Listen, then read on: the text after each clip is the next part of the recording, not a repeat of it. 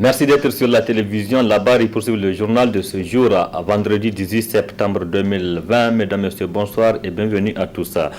Une édition que nous ouvrons avec cette brève des acteurs de la société civile nigérienne, à savoir Moukela Halidou du SINASEB, également secrétaire général adjoint de la CNT, Michael Zodi et Moudi Moussa du mouvement Tournons la page TLP Niger, qui vont passer leur 190e nuit de détention dans les maisons d'arrêt de la région de Tillabéri, notamment à Daïkaina, Walam et Kolo. Ils ont été tous arrêtés à la suite de la manifestation pacifique du 15 mars 2020 contre le détournement de plusieurs milliards de francs CFA au ministère de la Défense nationale.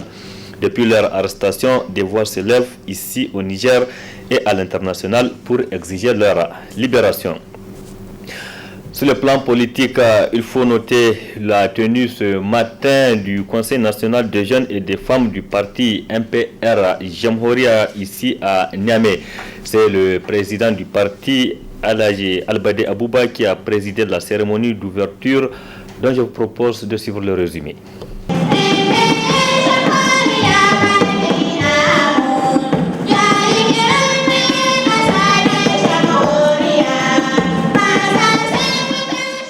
C'est dans la grande salle du palais des congrès archi-comble aux couleurs du mouvement patriotique pour la République MPR Jamhouria que les travaux du Conseil national ordinaire des jeunes et des femmes du parti se sont tenus. Le premier a porté sur le thème leadership féminin dans le contexte politique nigérien et le second sur la jeunesse et engagement politique. Côté allocution, plusieurs intervenants se sont succédés sur la tribune. Le président de la section de Niamey, la présidente des femmes, le président des jeunes, celui des cadres et la présidente des étoiles.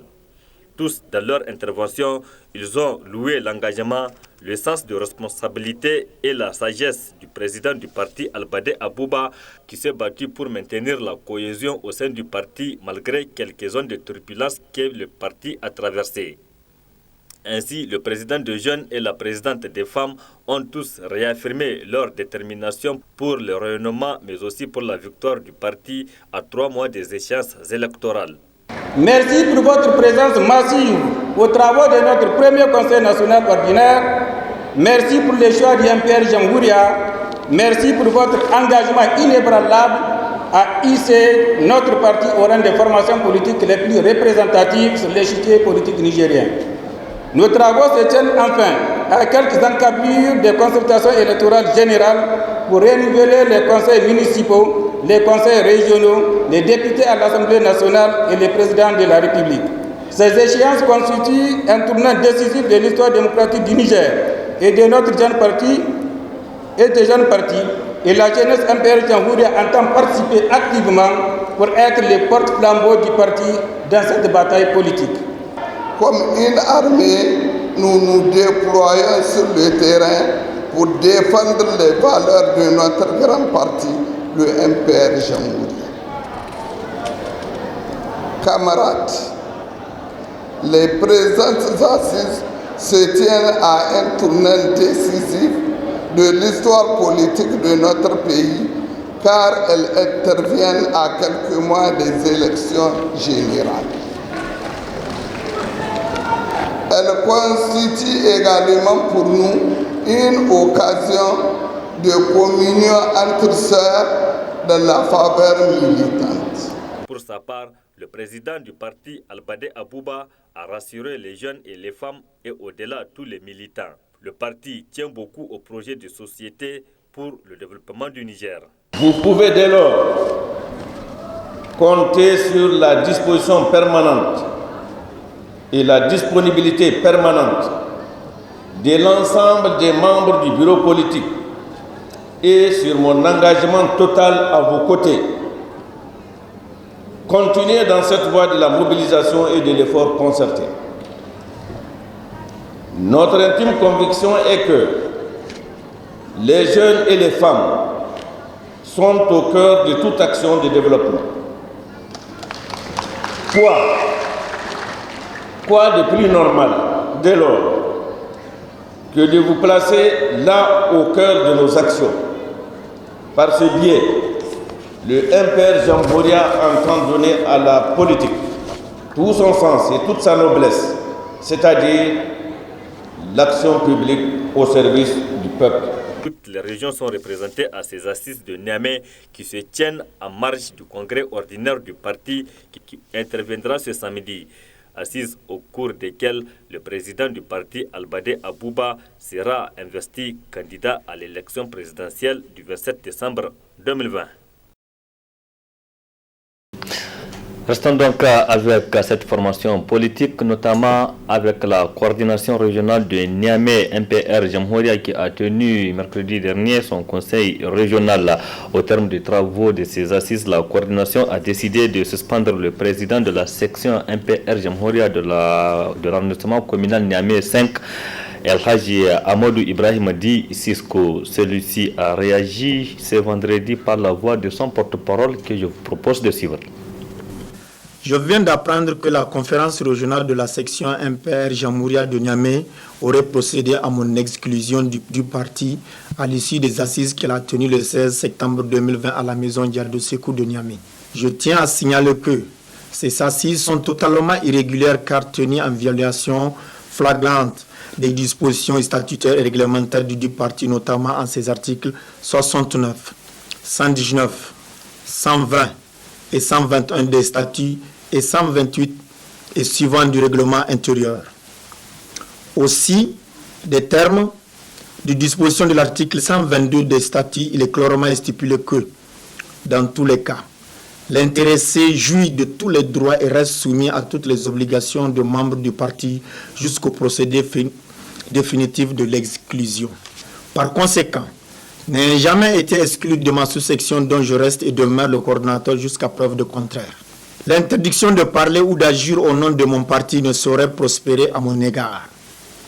C'est pourquoi j'attends exercer pleinement mes prérogatives de coordinateur de ma sous-section tout en réservant le droit d'attaquer les conclusions de la conférence régionale irrégulièrement tenue le 16 septembre 2020. Enfin, je tiens à souligner de vive voix que depuis mon adhésion au parti MPR Jamhouria en 2015, je n'ai pris un seul franc auprès de quelqu'un du parti pour mener les activités de la coordination dont j'ai la charge et appuyer financièrement les autres coordinations de la région du Niamey. Politique toujours, et cette fois-ci changeons de la formation, et c'est pour donc nous atterrir au niveau du Modène FA Lumana, qui aussi la coordination régionale de Tillabéri a tenu aussi son conseil régional ce jour même au niveau de Liboré, c'est à quelques kilomètres de Niamey. Entre autres sujets au cours de ces assises, le renouvellement du bureau, notamment le renouvellement du poste du président par intérim occupé par l'ancien président Issoufou Issaka. Ce poste est désormais occupé par le président Tahirou Meyaki qui a été désigné par la conférence. Je vous propose de suivre le résumé avec Ali Cissé Ibrahim et Chebou Guissou. Cette conférence régionale extraordinaire du mouvement démocratique nigérien pour une fédération africaine de Tillabéri qui s'est déroulée à Liboré a débuté par l'exécution de l'hymne du parti en présence de 316 délégués qui ont répondu présents. Par la suite, les participants à la conférence en présence d'un huissier de justice ont décidé que toutes les décisions ou résolutions qu'ils prendront seront appuyées par un vote à main levée. Seydou Tahirou Meyaki, qui a assuré la direction des travaux, n'a pas manqué de relever quelques tares imputables au régime de la Renaissance. Il y a 10 ans, à l'occasion de sa prestation de serment, le président Issoufou Mahamadou laissait entrevoir une ère de paix, d'espérance et de quiétude sociale pour notre pays, le Niger. Hélas, nous constatons qu'il a plongé le pays dans la désillusion et le désespoir total. Les libertés fondamentales de pensée, d'opinion, d'expression, d'association, de réunion, de manifestation et en somme, les bases même de la démocratie sont bafouées. Le fichier électoral n'est plus biométrique et la CENI entièrement dépendante. Militantes et militants, face au déclin national et la régression sociale, nous avons le devoir de résister. Le devoir sacré de se dresser comme un seul homme pour défendre la démocratie et imposer à ce triste gouvernement les élections inclusives, libres, transparentes, avec un fichier électoral consensuel. À l'issue des travaux de la conférence régionale extraordinaire de Tillabéri, les résolutions suivantes ont été prises. La conférence régionale du mouvement démocratique nigérien pour une fédération africaine, Modern Falumana Africa de Tillabéri, réunie en session extraordinaire ce jour, vendredi 18 septembre 2020 à Liboré, réaffirme son soutien à la décision irrévocable et intangible du Bureau politique national désignant son Excellence Hamamadou, seul et unique candidat du Modern Falumana Africa aux élections présidentielles de 2020-21. Prend acte du constat du Bureau régional de Tillabéri de la démission d'office de M. Issoufi Issaka, président de la coordination régionale de Tillabéri en application des articles 161 à 163 des statuts. Prend acte de l'élection de Alhaji Seydou Taïrou, Meyaki par le bureau régional de Tillabéri en qualité de président intérimaire. Se réjouit de la signature le 2 septembre 2020 par le bureau politique national de l'acte d'appartenance du Modern Falumana Africa à la CAP 2021. Enfin, il faut noter que la conférence extraordinaire de la coordination du mouvement démocratique nigérien pour une fédération africaine de Tillabéri apporte son soutien à la candidature de Tahirou Seydou dit Parc 20 pour son élection à la présidence du parti Lumana à l'issue du congrès qui se déroulera le 19 septembre à Dosso. Oui, Alice Brahms, le congrès du Modern FA Lumana, comme vous venez de le dire, va se tenir demain samedi 19 septembre 2020 à Dosso. Et à ce moment même, la conférence nationale convoquée par le bureau politique national se tient ici à Niamey après le verdict rendu public aujourd'hui par la cour d'appel qui a débouté le président par intérim Oumarou Noma. Et ce congrès se tient, donc va se tenir demain en principe dans la région de Dosso. Nous y reviendrons plus en détail avec nos envoyés spéciaux qui seront sur place. Les inondations enregistrées à Niamey cette année ont occasionné d'importants dégâts, notamment des périmètres rizicoles engloutis par les eaux, estimés à plusieurs milliers d'hectares de cultures irriguées. C'est pourquoi la Fédération des unions de coopératives des producteurs de riz FUCOPRI a réagi ce vendredi à travers une déclaration qui nous résume Ismaël Oumouni et Ibrahim Abdou. La catastrophe naturelle qui a occasionné d'importants dégâts et fait de nombreuses victimes n'a pas épargné malheureusement les membres de la Fédération des unions de coopératives des producteurs du riz du Niger, FUCOPRI. Le bilan des dégâts sont évalués comme suit. Sur nos 37 périmètres rizicoles, plus de 30 sont inondés, dont 17 sont complètement sous les eaux. Sur une superficie de 6 975 hectares repiqués, nous avons enregistré plus de 3 742 hectares inondés. 15 814 chefs d'exploitation ont été sinistrés. Plus de 200 tonnes de semences perdues. L'investissement concerne les investissements des producteurs, c'est-à-dire labour, repiquage et désherbage. Ce sont plus de 753 millions qui ont été emportés par les eaux. Pour les dépenses des coopératives, c'est-à-dire les factures Nigelec, semences et réparations pompes, cela s'élève à 472 millions. Les pertes en engrais se chiffrent à 1799 tonnes, pour une valeur de 611 942 000 francs, soit un total de pertes chiffrées à 1 827 millions. Avec un rendement minimum de 6 tonnes à l'hectare, la perte en production s'élève à 22 454 tonnes de paddy, soit l'équivalent de 4 154 millions. Face à cette situation qui a plongé les riziculteurs dans le désarroi, la FUCOPRI lance cet appel à l'endroit de l'État et ses partenaires. À court terme, apporter des produits de première nécessité à ces riziculteurs sinistrés, instruire l'ONAHA à procéder à l'évacuation des eaux afin de permettre de sauver la campagne prochaine. À moyen terme, prendre les dispositions indispensables pour la fourniture d'intrants, c'est-à-dire les semences et les engrais, pour le démarrage de la prochaine campagne saison chasse 2020-2021 prévue en novembre et janvier. prendre toutes les dispositions nécessaires pour construire des digues de protection de meilleure qualité afin d'éviter ce genre de situation que nous vivons depuis plusieurs années. Revoir à la baisse le coût de l'électricité sur les périmètres rizicoles pour rendre le riz local plus compétitif sur le marché. À long terme, prendre les dispositions pour une meilleure réhabilitation des périmètres et finaliser ceux dont les travaux sont en cours depuis 2017. Mettre en place un fonds de calamité naturelle pour soutenir les producteurs en pareilles circonstances. Traiter les bassins versants afin de réduire l'ensablement du fleuve et des périmètres. Accélérer la construction du barrage de Kendaji afin de maîtriser le débit du fleuve et promouvoir aussi la riziculture au Niger.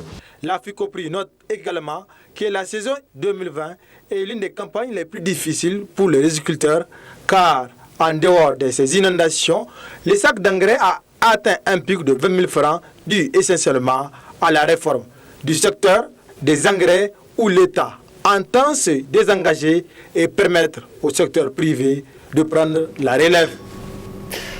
Dans le souci de renforcer la qualité de l'enseignement supérieur au Niger et dans la recherche de l'excellence, l'école des techniques comptables, économiques, commerciales et communication ETEC s'est engagée à tisser des partenariats avec plusieurs universités de la sous-région, notamment l'université Distant Production House, ce qui lui a permis d'organiser d'ailleurs la cérémonie de soutenance des thèses du programme DPHU localisé au Niger. C'était hier ici à Niamey. Le point avec Hamza Sakou et Halidou Bourema. Ils sont au total 8 candidats, tous de nationalité étrangère, face au jury pour le compte de l'obtention du doctorat du programme Distant Production House University, DPHU.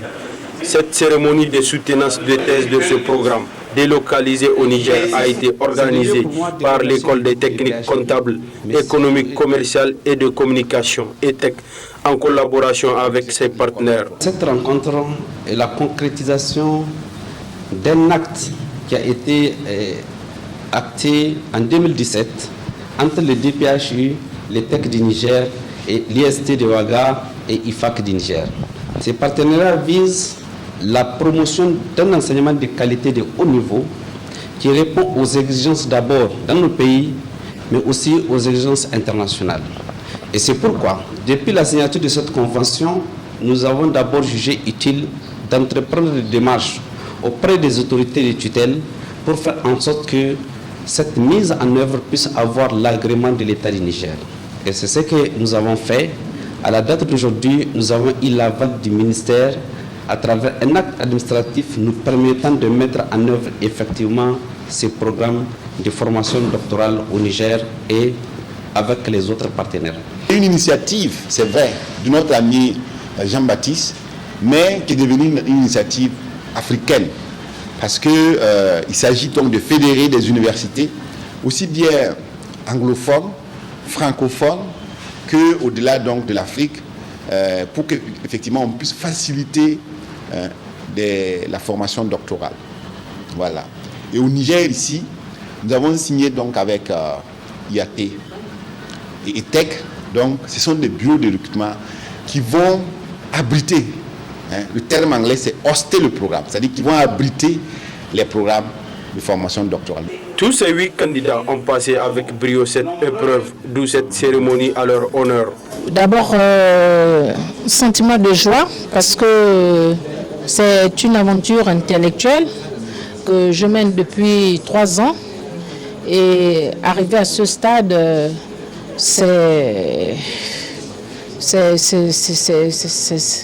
une joie immense non seulement pour moi, et une fierté aussi parce que au niveau de mon pays, le Gabon, on n'avait pas encore de docteur en travail social et ce serait une grande première de repartir chez moi avec ce parchemin. Ce programme doctoral nous a permis peut-être d'accéder à ce grade où on espérait pas. Vous savez bien, avec l'école doctorale maintenant au Cameroun, il y a beaucoup de difficultés pour accéder. Mais grâce au programme DPHU, nous avons eu facilement accéder après 3 ans, 4 années, ce qui est chose très difficile quand vous êtes petit au Cameroun, surtout en spécialité en santé publique. Donc DPHU m'a fait un peu atteindre le niveau où je n'espérais pas. Aujourd'hui, si ce soir j'obtiens ce diplôme, c'est avec grande satisfaction et gratitude. Le secrétaire général adjoint du ministère de l'Enseignement supérieur, de la Recherche et de l'Innovation, parrain de cette activité, remercie l'administration de l'ETEC qui, à travers cette initiative, dotera le Niger des diplômés de haut niveau, capables de renforcer les capacités de l'administration publique. L'ETEC, école leader pour les élites de demain.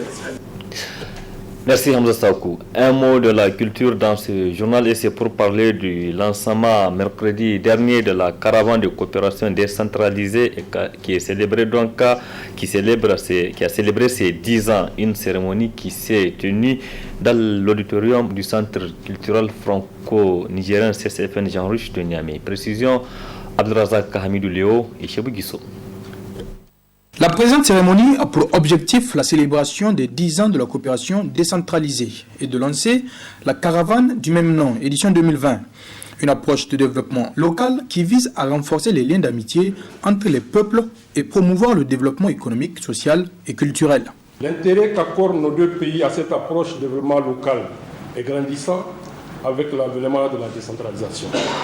C'est le lieu de souligner ici que le Niger s'est doté d'un cadre législatif et réglementaire qui favorise le développement de la coopération décentralisée en adoptant la Constitution de la 7e République, le Code général des collectivités territoriales et le décret 2016-301-PRN MISPD-ACR du 29 juin 2016 fixant le régime juridique de la coopération entre les collectivités territoriales du Niger.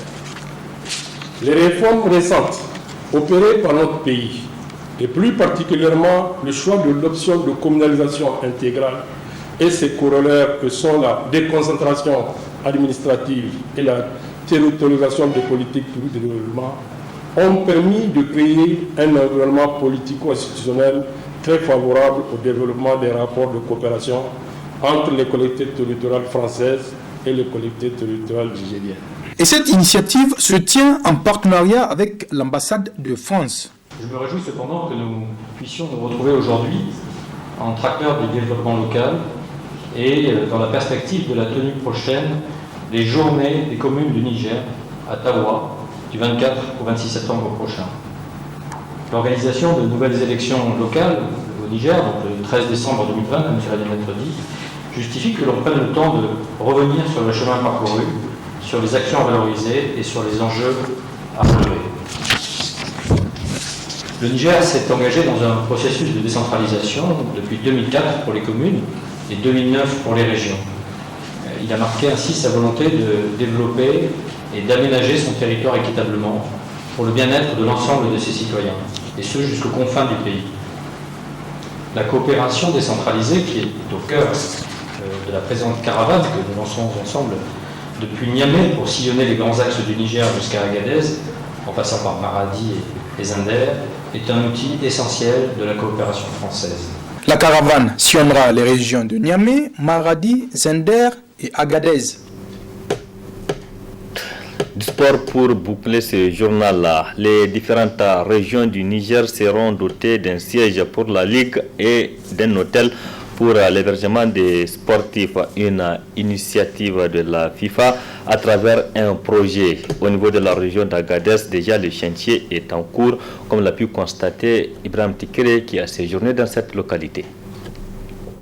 Grâce à la vision éclairée de l'équipe du président de la Fédération nigérienne de football, le colonel-major Jubilahi Mahamidou Dipele, les ligues régionales vont bientôt disposer d'un siège et d'un hôtel.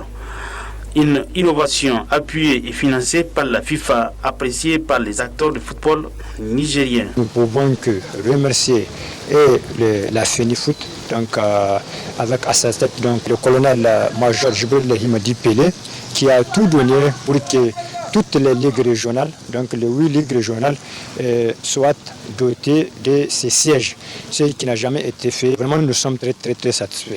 À Agadez, les travaux évoluent normalement, selon le technicien. Le bâtiment, on a un étage et le rez-de-chaussée. Le rez-de-chaussée, lui, il est conçu pour l'administration. Et l'étage, c'est l'hôtel. Donc, on a 2 entrées principales. Celle du goudron qui fait face au goudron, ça c'est l'administration. Et celle au sud, c'est l'hôtel. Donc, au rez-de-chaussée, nous avons 7 bureaux et une grande salle de réunion. Et à l'étage, nous avons 14 chambres. 14 chambres avec salle d'eau, un balcon. Chaque chambre a une salle d'eau et un balcon. Donc il y a aussi une salle polyvalente pour faire d'autres activités. Et plus les salles d'eau pour hommes et femmes. Après une période de suspension, le chef du chantier a annoncé la fin des travaux au mois d'octobre prochain. Ce joyau il est bâti sur à peu près 400 mètres carrés, sur une surface 1200 mètres carrés. Donc on a assez d'espace encore pour faire autre chose. Le délai normalement c'était de 9 mois à partir de décembre 2018. Mais vu les circonstances qui ont joué après au niveau de la FIFA et la pandémie du coronavirus là, le délai a été chamboulé. Mais pour le moment, nous comptons finir ce chantier-là, Inch'Allah, d'ici fin octobre.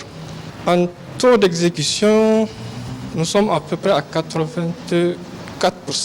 À l'instar de la région d'Agadez, toutes les autres associations régionales du pays vont disposer d'un siège administratif et d'un hôtel pour l'hébergement des équipes. Ces infrastructures, une fois achevées, vont d'une part rendre nos villes coquettes, mais surtout contribuer à la marche vers la professionnalisation du football nigérien. Merci Ibrahima Tikre. Cette brève avant de clôturer. Demain, à partir de 9h30, vous pourrez suivre sur les antennes de la télévision Labari la retransmission en direct des travaux du congrès ordinaire du parti MPR Jamhouria.